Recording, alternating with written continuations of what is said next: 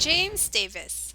Hello, listener, and thank you so much for joining us on the Teaching Abroad pod coming at you on October 6th. I'm your host, James Davis, and with me today is my co-host, Alex Shayland from Oxford Seminars' Job Placement Service.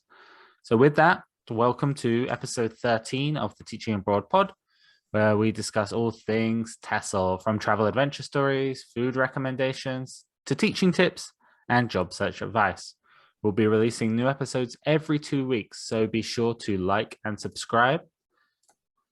And you can do that YouTube, Spotify, Amazon, all the good places.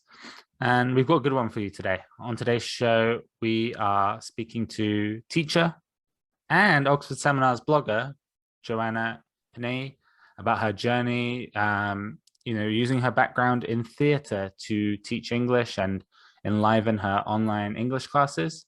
And we'll also be talking to her about some of her traveling experiences and her upcoming move to Cyprus. It was a really wonderful interview, Alex. If I can toot our horn, I think it went really well. Yeah, I really enjoyed it. And I think for anybody who's thinking about teaching online or just curious about what it's like to get started teaching online, she really gives some good suggestions and advice and sort of ideas of what to expect and things to do and not do. So if teaching online is something you're kind of curious about, this is going to be a great one. Yeah. She does all that good stuff. She talks about some of the lesser known things about the politics and geography of the region.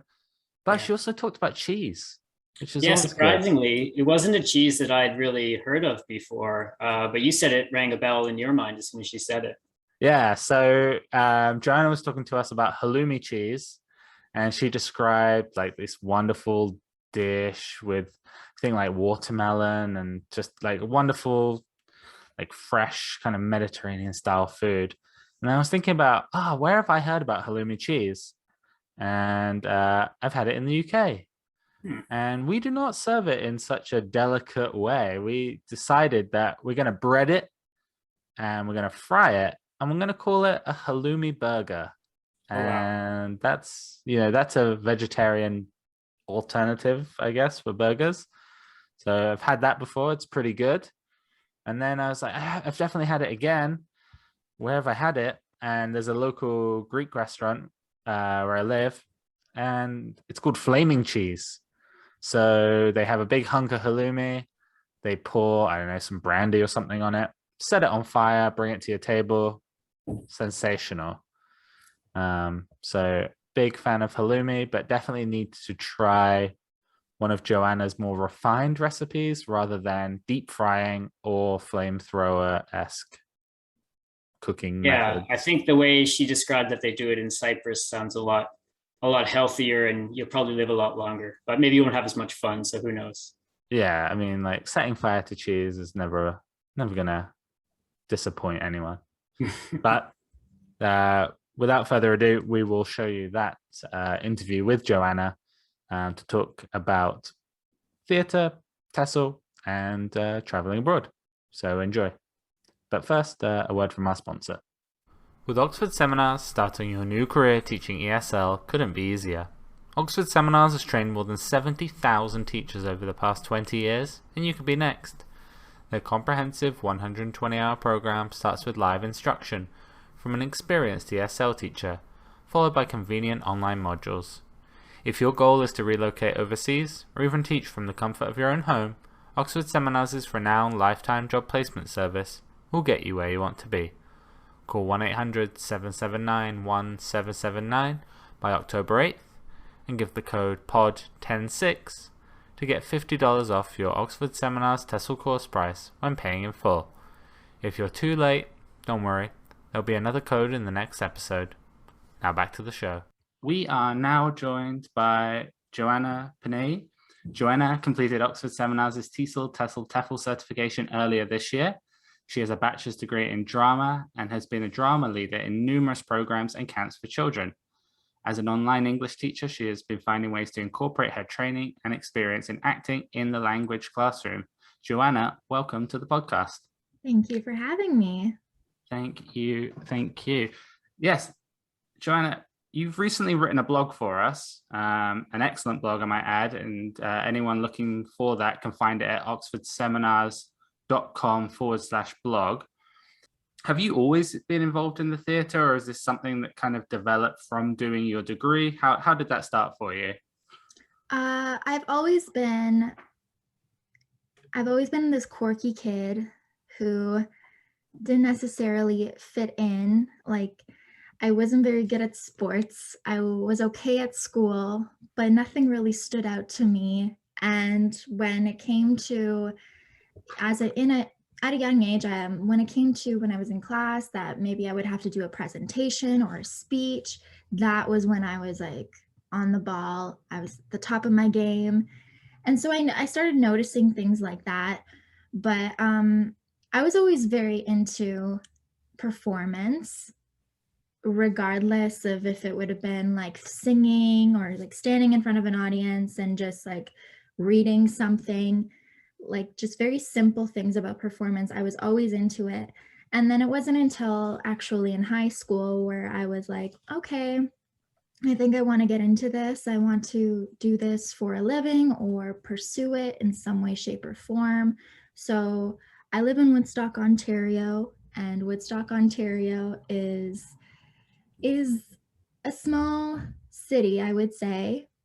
And this city is just it's great, but the school that I was going to at the time pride themselves on their sports, not their arts, as I would say the majority of schools do. But I did find this amazing school here. It's called Woodstock Collegiate Institute, where it was the other way around. They prided themselves on their musical theater program. So then I decided to switch like midway through high school. It was a brave move, but I'm glad I did it. And I went into musical theater. And that's when I really started to hone my performance skills, and I got into singing, acting, into other theater programs as well. And then I decided to just go into drama for my post-secondary education. So it was always in me. I love drama. I do. It's always been a part of my life.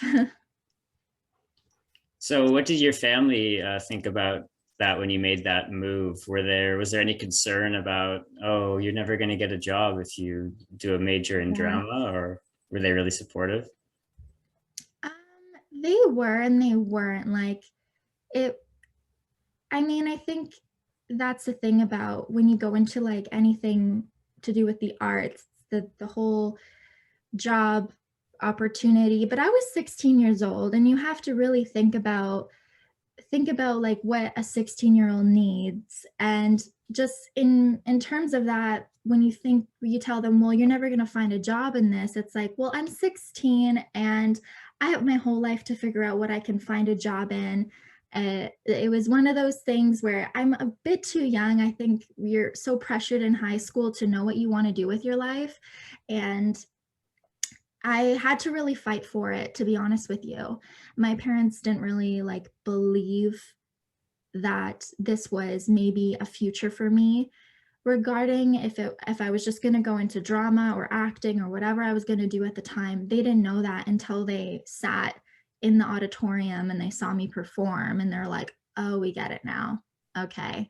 And then that's when they started believing, and also helping me pursue that goal of mine. But yes, that there was a lot of resistance at first, I would say, as there would be, I think. Um, why English teaching? So we've talked about your background. It's been theatre all the way, drama camps as outlined in the blog. But now we have a sudden kind of shift towards teaching English. How did that come about for you? English teaching, well, the COVID-19 pandemic put a lot of things into perspective for me, but I was kind of thinking about this even before then, I would say, because I just graduated school and I got a job at a theater company, and this theater company was really great. And I thought, okay, well, I went to school for drama. I'm working for this theater company and I'm doing shows. Like, that is my that is my job. And I was doing background things. I wasn't on the stage or anything. I was just like working at the technical part of theater, which is something I didn't really learn in my drama degree. And my drama degree was very much about performance, but it was also about theory and like writing and all that stuff. It's, I would say, like drama, when you go into drama, as and when you go into university, it falls in line with taking an English degree. You're just really studying plays and other different types of literature, and I think people don't realize that. So knowing that, I went into this job, and to be honest, I didn't really like it. I hated it. And I felt like I didn't fit in once again, and it was like heartbreaking to me because I'm like, I'm in a theater company and I'm getting paid good money and I'm moving things from one side of the stage to the other, but then in the back of my mind I was like, you know what, I can write an essay, I can do all these things, I can like write like 4 pages, no problem. I have all these skills to utilize, and I'm just carrying this thing to the other end of the stage, and this is my job. I don't want this. So from there I started to try to think of other avenues that maybe I could utilize my skills to help others, because I think I was putting myself in a box a lot. And then with the COVID-19 pandemic happening, I had a lot of time to myself because the theater industry wasn't running. It it broke the theater industry basically, because you can't be inside and you can't watch a show. Like you couldn't do anything really. And I had a lot of time to think, and I wanted to travel. I wanted to travel, and I've always wanted to go back to Cyprus. That's where my parents are from. And then I started I started looking into teaching English. At first, the motive was for me to just have a job and to travel. But then I did the course with Sue Joy, and I actually was like, it's converted me into wanting to pursue this as a career. Oh, great. To be honest with you. So it was a very like weird and surprising journey for me. Uh, Yes. if I could just, if you could just indulge me for a second, Sujoy is one of our like most experienced instructors, and probably one of our most popular. You know, what was he doing? What was he, showing you that kind of inspired you? Because it's not easy to do that in a Zoom class. I feel like. He was very engaging, which is something we should all take note of when you teach somebody online, is to be engaging. When you sit in front of a screen, it's, especially with this course, it can be very dry because there's a lot of information at once, and it's new information and you're writing it down, and it's very it could get very dry. But I would say with Sujoy, he kept it very fun. And when he noticed the class was kind of just the energy was slowly decreasing, he would pick it back up again. And sometimes he would think on the ball and do group work. I think the group work was really what I enjoyed a lot, is because I got to share so many ideas with other students, and he really tried to incorporate like peer interaction. And so I got to learn why other people were teaching and what their motives were. And then I'm like, that's really good. I think I would like to do that too. Or like, maybe I don't want to do that. It was very good. It was a great environment he established for us. And he made it very, very fun and engaging. And I know that's easier said than done when you're doing a course online, but he did. And he was very expressive. And when you needed help, he helped you. So when we had homework, like, to be honest, I am a native English speaker, but I learned grammar at a very young age, and it was ingrained in me. And now I'm relearning it as to why this is. It's more so like, why do we use this why do we use a comma? Why do we do this? And for some reason, it's harder for me to like relearn it. Even though I know it, it's like it's harder for me to relearn it. So he helped me a lot with like grammar and just labeling infinitives and superlatives and things like that. So when I asked him for help, he helped, and he was always just a very inviting and comfortable person to have as a teacher, which I think is very important to have. That's fantastic. Thanks, Joanna. So that segues nicely into talking about teaching online and teaching using drama and theater, which is, I really enjoyed your blog. You talked a lot about it and I found it really fascinating. So like teaching using drama, using theater, is that something that you think any teacher could do, or is it something that you're uniquely in a good position to do because of your background in it? I think any teacher could do that. I feel like when we label teaching through drama, it might scare a lot of people to think, oh, I gotta act now. I gotta do this. But in a way, teachers are really just giving a performance, and they're doing some dramatic work, whatever it may be, through their voices, through modeling or whatever that may be. That's drama for you.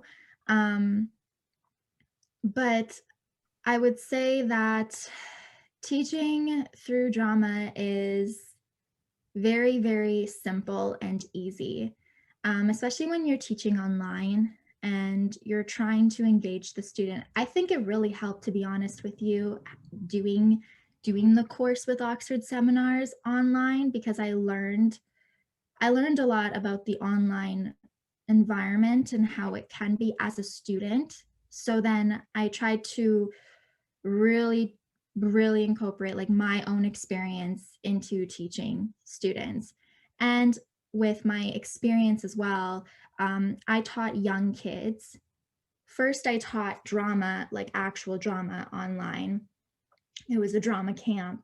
It was online on Zoom, and I was like, okay, I don't know how this is going to happen, but it happened, and it was really, really fun. And it's just like I just kept my energy up, and it was great. And there's TPR, like total physical response, is like your best friend, especially with young kids. But then when I started teaching with this online company, Actual English, I found it challenging. There were some students that were really, really good at, were used to being online, and then there were some students that needed help like focusing. So classroom management is one of the biggest challenges I had to face, and I'm still facing. So yes, I would say teaching online is, it can be hard, but I think the tools of drama can help, like engaging the student through total physical response, also your energy and your voice,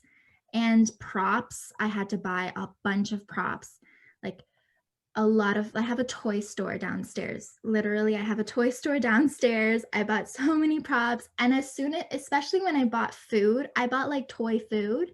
When I brought that into my lessons, the kids just like their faces lit up and they're like, oh my gosh, it's food. So when I talked about food in many, many different ways, obviously pertaining to the lesson, of course, it was, they enjoyed it, they engaged in it, and they were having fun, and they were answering the questions. And yeah, so those are ways that we do incorporate drama, regardless if you want to call it drama or not. It is. But yes, I don't know if that answered the question, but No, definitely. I was a teacher in the classroom for so long, and I tried to do online teaching, and I was horrible at it. I just couldn't wrap my head around not having the whiteboard behind me, or I don't know what it was. It just, I couldn't translate my skills from the classroom to teaching online. But it sounds like, you know, you've been successful in doing that, that drama has given you that platform, because yeah, you do need to bring that energy. I'm wondering, is online teaching going to be something, you know, obviously it's a little bit difficult at the moment. There are some restrictions in China, and that it is the big market. But is it something you want to pursue, or are you looking more to transition to a classroom environment when the time allows, basically? Um, I know, I don't know if like I have to choose either or, Hmm, that's fair. because I really did enjoy, I mean, with the new Chinese, like the whole restriction issue right now, it really just I was so upset because I was part of this company. I was a very steady company, and I had the same students every week at the same time, and it was great because I got to see them actually progress, and they would submit homework, and I felt like I was finally, I think the first 3 weeks of teaching online, it was like it hit me in the face. I was like, okay, I was trying to navigate myself. What am I doing wrong? What am I doing right? It's a big learning curve, I would say. But when time went on, I was like, oh, I'm like, this is great. And by the time I started getting the hang of it, that whole thing happened. So um, I do want to still pursue online teaching. However, I do see myself in a classroom. I am so excited for the moment that I get to be in a physical classroom with kids, because then they can actually like feel my energy, and I can see if there's something wrong and like really try to talk to them. It's so hard to do this over a screen, especially when the thing with online teaching, you're always on a time limit. You're still on a time limit in a classroom, but the interaction is completely different. And I feel that you can teach in a completely different way when you're physically with the students, and you can like tend to their needs. But yeah, I wouldn't say right now either or. I hope to have my own classroom soon when I go to Cyprus. I'm really hoping that I get the opportunity to teach in person, because I think that will be absolutely amazing. I have so many ideas already, and I'm not opposed to the idea of doing online too. So I kind of want to do both. Yeah. And you touched on this a little bit, but did you have a sense teaching online about how your students felt about it? Did you have a sense that they would have preferred to be back in a classroom, or they were getting bored because it was online, or it was more difficult to engage them? What was the sense you got from your students? Some students were very excited that I was there. I think it's really all about the energy you put out to your students, because you're on a screen and the only thing that they can see is their computer. And then they're also at home. It really depended on the student because they were at home and they had their own environment. So sometimes there would be parents yelling in the background, or like it would be completely noisy. Also the timing, whenever I taught them, it happened to be like 6 to 8 o'clock at night, and by the time my last class was done, it was like 9 p.m. for them. So they already had a whole day of doing whatever they were doing. They may have been doing school, they may have been doing other things, but they had a whole day, and this is probably the last thing that they were doing was this online class. So I could tell when, especially near the end of the class, like they were like, okay, I want to go to sleep now, or I want to, get off. I definitely could tell their energy for sure. But like I said, it's the way you engage the student. And sometimes when you're online, sometimes you can't engage the student. Like you can't do anything about it. If you're doing everything that you can and they're still tired and they're not into it, or they're not in the environment to be into it, then like there's only so much you can do. But with a classroom, that's completely different. Like I feel like you have more control, that you can adapt better. So yes, I would say that, because it's it's really dependent on the student and their environment, and they're just looking at you on a screen, and they're listening to things around them, and you have to adapt to what's going on. And sometimes it can be very hard, and sometimes it's very, very easy. So yes. I just want to touch on Cyprus a bit more, Joanna, because I think this is not the most common destination. However, it is fairly common for people to go to Europe to teach. So is Cyprus going to be the home base where you set up for a while, or is it just one of many destinations? Do you have a plan for your trip? It's going to be my home base. Mm. I'm really, really hoping and praying that it will be my home base because my family is from Cyprus. Both my parents are. I have family there. I was born and raised in Canada, and I do know the language, but not fluently. And I just really want to get in touch with who I am because both my parents were born and raised. They were partially raised here, but they were mostly raised there. So this will be the home base for me, and I'm hoping to establish new ways of teaching because the opportunities of me doing new things there, I think they're very bright because it's an island and it's its own country. And the way I hope to go about my teaching, I hope will spark almost new journeys for me in that particular area. So that's why I know it's not a common place to go, but that's why I wanted to do my English class. But also now that I've completely been like I've been so influenced by teaching online because I feel like I know I'm going to pursue this as a career for the rest of my life. I just feel like it's calling to me. I do really feel that it's going to be really, really great to just have a home base there. But also if I'm teaching online, I'm also in a great time zone and area where I can teach others from Europe as well because of the area I'm in. It's a bit harder when you're in North America because there's such a time difference, but over there it's not as bad. So yeah. So Cyprus will be your new home base. Are there some other top travel spots around the region that are on your bucket list? I want to go. The thing with Cyprus is because it's in like the middle of the Mediterranean. So the fact that you could go on a weekend, you can go on a 4-day weekend excursion to Athens, or you could go to Spain. It's just like a plane ride away to go to Italy. I'm also going to be getting citizenship, so I'll have like an EU passport because I'm entitled to it. So that's gonna really come in handy for sure.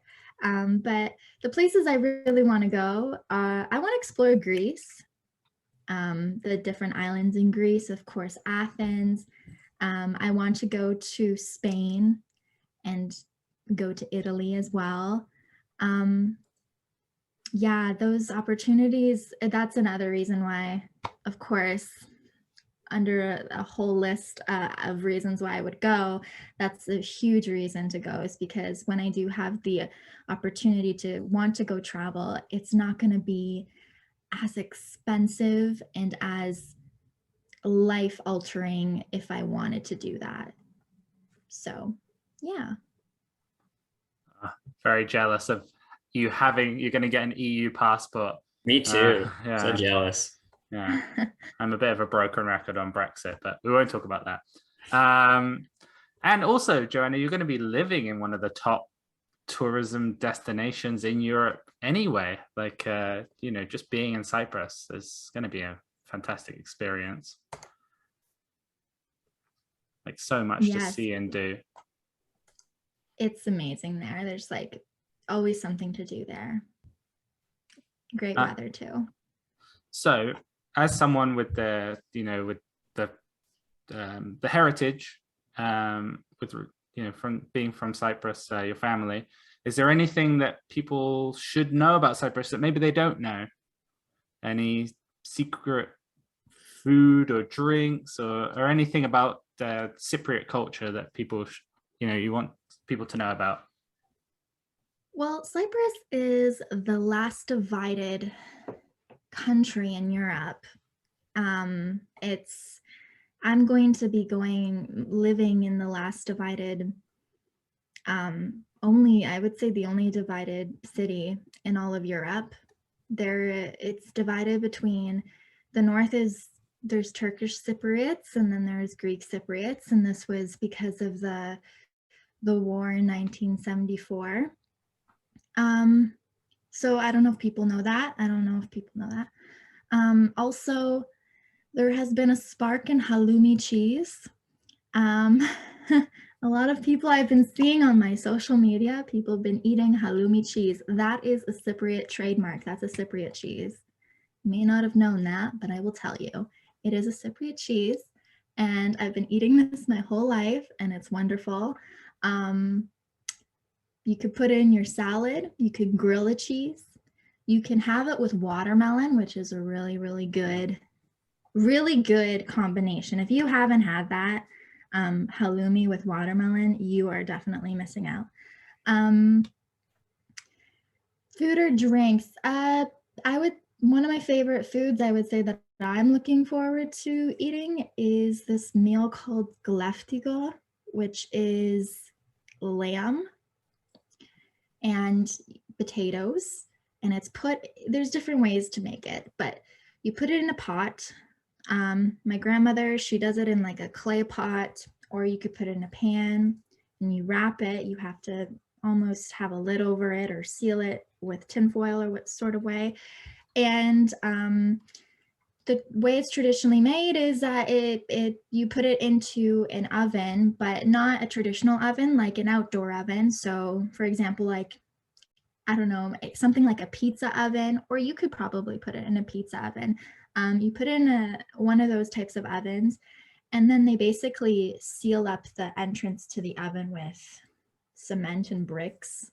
Like I've seen my family do this back in Cyprus, and it slowly cooks for hours, for like all day. So they'll put it in the morning, and at night they'll take it out, and it's the best thing you'll ever eat because it just melts in your mouth, and that's what I'm looking forward to the most. And of course there's souvlaki and many other things as well, but that's the two very Cypriot things I'm looking forward to the most.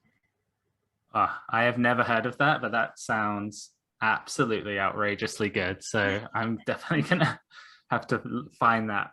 It's now on my food bucket list. Before we let you go, Joanna, we just have one final question that we like to ask everyone, and that's, imagine that you're talking to someone who's kind of on the fence about teaching English or starting this whole process. Perhaps where you were a year or so ago. Do you have any advice or words of encouragement for someone in that situation?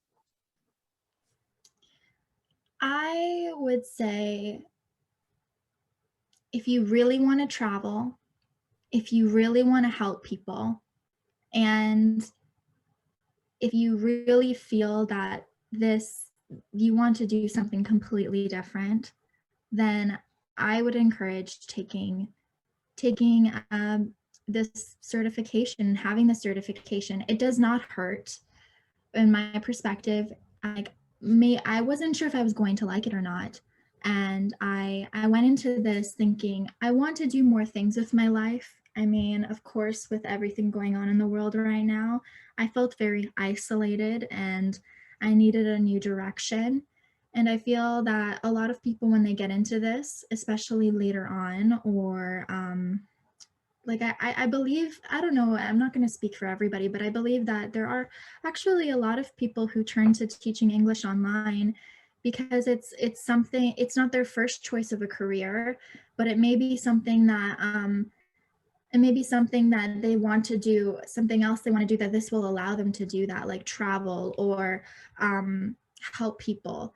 But what I would say is do your research if you really want to do this. But to be honest, a certification is not going to hurt you. Having a certification under your belt is not going to hurt you. Further education will never hurt you. So I would say just take the plunge and do the certification, because it opens up so many other doors and it will look very, very good on your resume, but it will also make you feel good. It's something that makes you feel good, especially when you actually start implementing your certification to teaching and doing other things that you aspire to do. I don't know if that was good, but Couldn't have said it better myself. Thank you so much for taking the time to chat with us today, Joanna. That was wonderful. Don't forget, you can read Joanna's excellent blog at oxfordseminars.com/blog. So thank you again, and I hope you have a wonderful rest of your day. Thanks. thank you. Thank you for having me.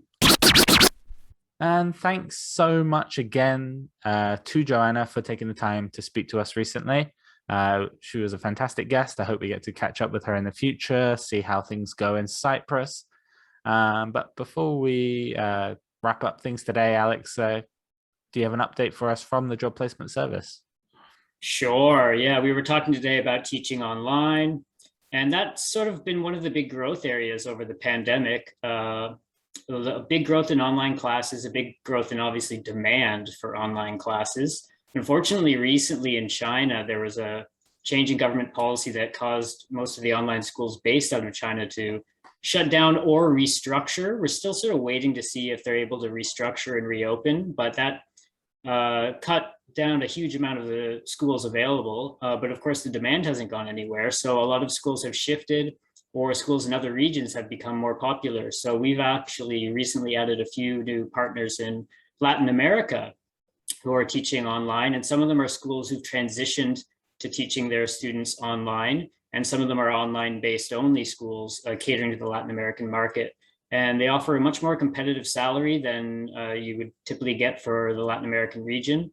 And for teachers based in North America, it's a great avenue to consider because you don't have this big time zone difference that you get when you're teaching between the US and China, or the US and Russia, or even to Europe. So yeah, these are some great new opportunities for online teaching. So if you're thinking about what to do in 2022 and what jobs to apply for, I would say keep online teaching on your radar, because I think the demand for these online classes is only going to continue to grow next year.